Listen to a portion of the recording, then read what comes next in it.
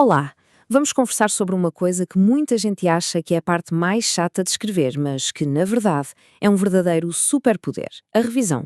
E não é só sobre encontrar erros de português, não. É o processo que pega um texto bom e transforma em algo, uau, inesquecível. É uma habilidade que muda o jogo para qualquer pessoa que escreve. Para a gente começar, vamos pegar essa ideia central do livro O Poder da Revisão. Pensem na escrita como se fosse o trabalho de um artesão tecendo um pano. Cada palavra é um fio, cada frase uma linha que se entrelaça na outra.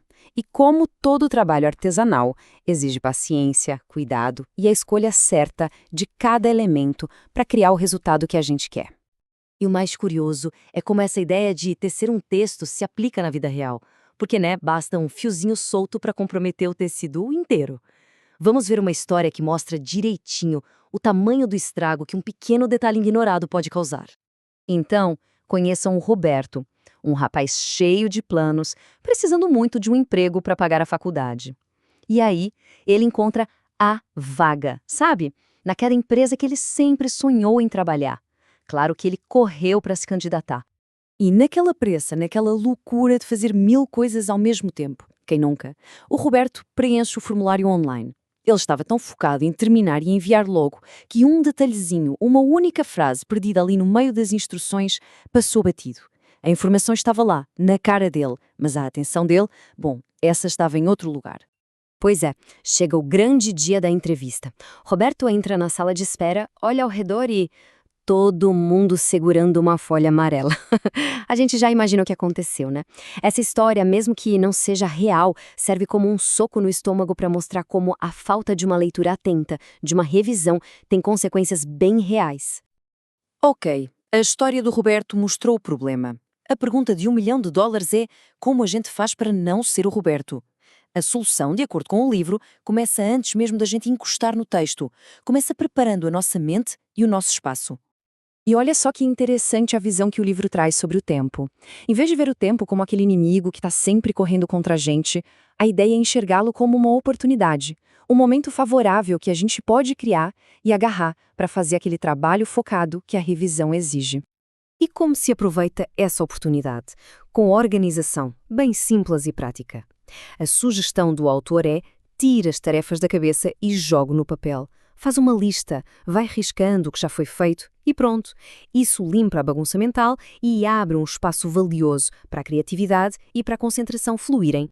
E além do tempo, tem o espaço. O autor mesmo diz que trabalhar em casa pode ser um verdadeiro campo minado de distrações. Já um lugar como uma biblioteca, por exemplo, parece que o foco está no ar. O objetivo é achar um canto que manda um recado claro para o nosso cérebro. Aqui, agora, é hora de trabalhar. Certo, tempo e espaço resolvidos. Falta o quê? O kit de ferramentas. O básico, Um computador com internet, claro, mas também os clássicos que nunca saem de moda, uma boa gramática, um dicionário de confiança e, claro, um site de sinónimos para deixar o vocabulário mais rico. Muito bem. Com toda essa base preparada, vamos para a parte prática. O autor propõe um método bem direto, com 4 passos, para transformar aquele primeiro rascunho caótico num texto claro e limpo. Vamos detalhar isso. Primeiro passo, contar as laudas. É uma medida padrão para a gente ter noção do tamanho do trabalho. Segundo, e isso aqui é fundamental, ler o texto inteiro primeiro, sem corrigir nada. O objetivo é só entender a mensagem geral. Terceiro, a faxina, ou seja, tirar erros de formatação, tipo espaços duplos. Só aí, no quarto e último passo, é que se parte para a caça aos erros de português. A lógica é ir do macro para o micro, para não se perder nos detalhes logo de cara. E um aviso importante sobre esse quarto passo. Os corretores automáticos são ótimos assistentes, mas não são os chefes. Eles não entendem ironia, não entendem contexto, não entendem o estilo.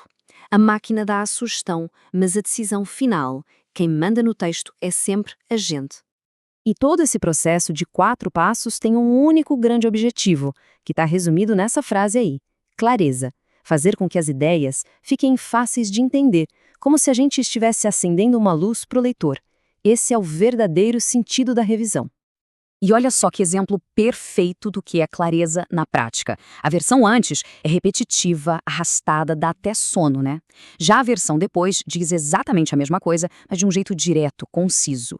Menos palavras, muito mais impacto. Além de ser conciso, o autor dá mais umas dicas de ouro para ter clareza. Evitar jargão, que ninguém entende, e se precisar usar um termo técnico, explicar o que ele significa. E uma regra para a vida: desconfie de frases gigantes. Quase sempre, dividir em duas é uma ótima ideia. Bom, a gente já viu a preparação, já viu a técnica. Mas a mensagem final do livro é ainda mais profunda. A verdadeira chave para escrever melhor não está nas ferramentas, mas sim na nossa mentalidade. E aqui está o grande segredo. É um conselho que parece ir contra tudo, né? A gente está falando de revisão, que é basicamente corrigir erros, e o conselho é se permite errar. Mas a verdade é que o medo de cometer erros é o que mais paralisa a gente. O perfeccionismo é pintado não como uma virtude, mas como um comportamento destrutivo. Essa busca doentia pela perfeição logo de cara só bloqueia a criatividade e impede a gente de aprender, porque é errando que se aprende. Aceitar que o erro vai acontecer é o primeiro passo para, de fato, melhorar. Então, no fim das contas, o lance é construir uma jornada de escrita mais saudável. E o que isso quer dizer? Ter uma rede de apoio, amigos, conversar com gente mais experiente, ter paciência com o nosso próprio ritmo e, talvez o mais importante, mudar o foco. Em vez de ficar obcecado com a perfeição, pensar no valor que aquele texto vai levar para quem está lendo. E com isso, a gente volta para a ideia do começo, a do tecelão. Depois de entender a importância de cada fio, de preparar o ambiente e de seguir um método, fica a pergunta no ar. Que tecido de palavras, que história, que texto vai ser tecido com muito mais cuidado a partir de agora?